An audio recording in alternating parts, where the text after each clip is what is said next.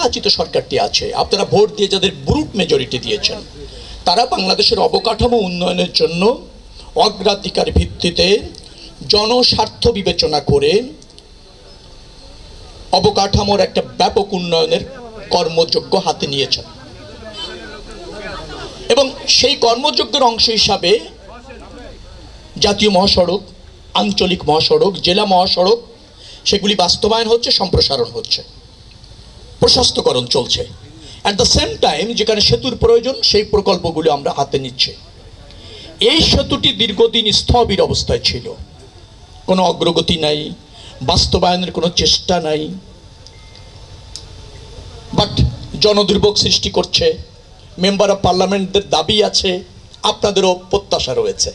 এই সব কিছু সমন্বয় করবার দায়িত্ব সরকারের আছে সত্য, কিন্তু এই দায়িত্বটা আরও বেগ পেয়েছে আবিরা যখন ৭১ টিভিতে একটা সাক্ষাৎকারে বলছে, এই তার ভাষায়, আমি জানি না, তার ভাষা হচ্ছে বগা সেতু আমি চাই এই এলাকার মানুষের জন্য, এইভাবে সে বলেছে।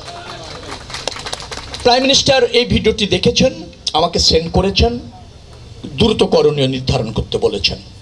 সেটি বলছি আমি আরও ২০ দিন আগের কথা। আমি এই ২০ দিনের মতো অনবরত কাজ করেছি। সড়ক ও জনপথ এবং সেতু বিভাগের যারা আছেন, চিফ ইঞ্জিনিয়ার এখানে আছেন, এবং এই বরিশাল বিভাগের যিনি প্রধান আছেন, এডিশনাল চিফ ইঞ্জিনিয়ার, সবাই মিলে আমরা কাজ করেছি। কাজ করে একটা উদ্যোগ অনেক আগে ছিল যেটা স্থবির ছিল, ফাংশন করছিল না। চায়না বাংলাদেশ একটা ফ্রেন্ডশিপ সেতু এখানে প্রতিষ্ঠা করবার জন্য যা যা করণীয় সেই যোগাযোগটা আমরা বেগবান করি এবং এই ১৫-২০ দিনের মধ্যে একটা জায়গায় আমরা আসতে সক্ষম হয়েছি যে এই সেতুটি বাস্তবায়ন করবার ক্ষেত্রে এখন শুধুমাত্র ডিটেল ডিজাইন অর্থাৎ বিস্তৃত নকশা চূড়ান্ত পর্যায়ে চায়না করে ফেলেছে। আমাদের জায়গা থেকে যে সমস্ত করণীয় আছে, ল্যান্ড অ্যাকুইজিশন, প্রাক প্রস্তুতি, অ্যালাইন তো আগেই ঠিক করা আছে, এই সমস্ত জায়গায় আমরা কাজ করে আমরাও অর্থনৈতিক সম্পর্ক বিভাগের কনসার্ন যেটা ছিল সেই কনসার্নের সাথে একত্রতা প্রকাশ করেছি। এখন শুধুমাত্র আপনার যেটাকে বলা হয় ইমপ্লিমেন্টেশন অ্যাগ্রিমেন্টটা দরকার। ইমপ্লিমেন্টেশন অ্যাগ্রিমেন্টও আমি আশা করছি আগামী মাসের মাঝামাঝি দিকে আমরা চায়নার সাথে করে ফেলব। আমরা ইমপ্লিমেন্টেশন অ্যাগ্রিমেন্টটা করার পরপরই চায়নার ডিটেল ডিজাইন যেটা করেছে সেটা পাঠাবে। আমরা ডিটেল ডিজাইনটা একটু পরীক্ষা নিরীক্ষা করে সম্মতি জ্ঞাপনই করলে তখন ডিপিপি প্রকল্প শুরু হয়ে যাবে প্রণয়ন।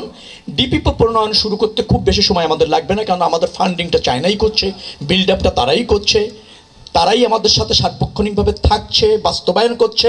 আমরা সুপারভিশন করব, অ্যাসিস্ট্যান্সগুলি প্রোভাইড করব। জাস্ট তার মানে আমি ধারণা করছি বড় ব্যত্যয় না হলে এই বছরের শেষ অথবা আগামী বছরের প্রথম দিকে আমরা এই সেতুর কাজ শুরু করে দিতে পারব।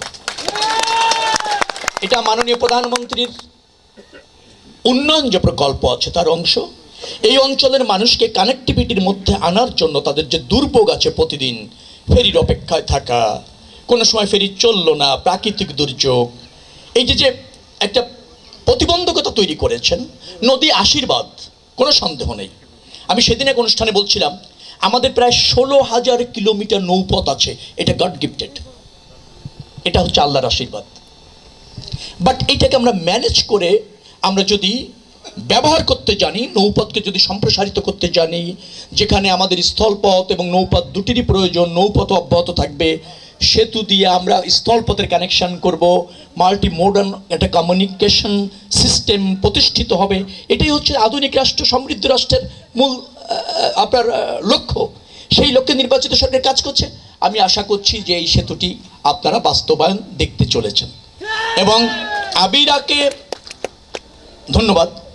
আবিরার এই ইনোসেন্ট আপিল খুব নির্মম বাবা, আমি ভিডিওটা কয়েকবার দেখেছি। সে এত ছোট্ট একটা বাচ্চা যেভাবে একটা সেতুর ব্যাপারে সে কনসার্ন হয়েছে, আপনি দেখেন এই বাচ্চার খেলনা নিয়ে খেলার কথা। মানে আমাদের জেনারেশনটা কেমন হচ্ছে, সে ডেভেলপমেন্ট নিয়ে ভাবছে, সে তার রাইট নিয়ে ভাবছে, সে বৈষম্যের বিরুদ্ধে লড়াই করছে, সে ডেভেলপমেন্ট চাচ্ছে। এই বাচ্চা তার মানে আমাদের জেনারেশনটা কিন্তু ফাস্ট হচ্ছে। অর্থাৎ এই রকমের যেটাকে বলা হয় লক্ষ্যে পৌঁছানো যে জাতি, এই রকমের অনুসন্ধিৎস জাতি, যেটাকে আমি বলবো নতুন প্রজন্ম, তাদেরকে কেউ দমিয়ে রাখতে পারবে না। উন্নয়ন, ডেভেলপমেন্টে আমরা দ্রুততম সময়ের মধ্যে আমাদের প্রত্যাশা পূরণ করতে সক্ষম হব ইনশাআল্লাহ।